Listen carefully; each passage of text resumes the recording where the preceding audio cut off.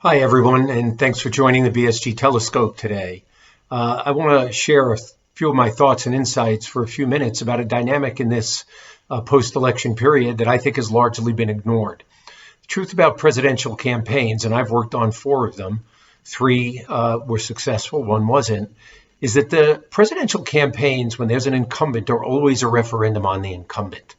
Basically, what that means is you're going to ask voters to hire you again for another 4 years. And in order to do that, you've got to both leverage your strengths from the first 3.5 years in office, basically, and you've got to inoculate against your weaknesses. And we haven't yet to have had a perfect president. So everybody who's run for this office a second time has faced the same dynamic.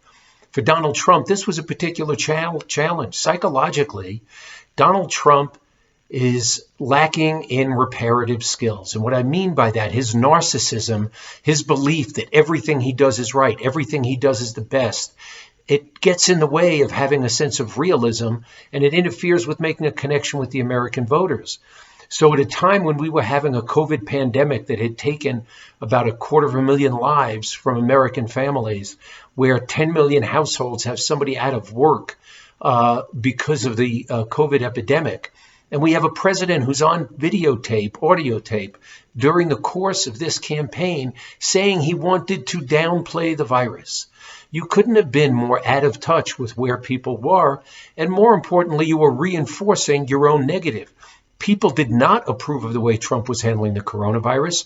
Throughout the spring and early summer, it was very clear that a majority of Americans disapproved of how he was handling the pandemic.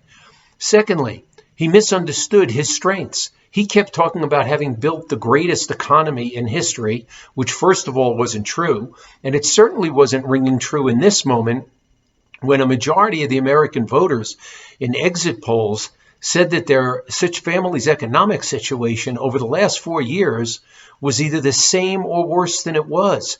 It was 60% of Americans. So if you're standing up on stage telling people you built the greatest economy ever, and they're experiencing this highest unemployment job loss since the Depression, we know that 10 million families, as I said, had at least one person out of work. You're just coming across as out of touch when your job is to make sure you're connecting with the voters, connecting with their lives, so that you convince them that you deserve and have earned a second term. So the notion that, this is a jump ball and it starts out an even fight, it really doesn't. Incumbents have an enormous advantage.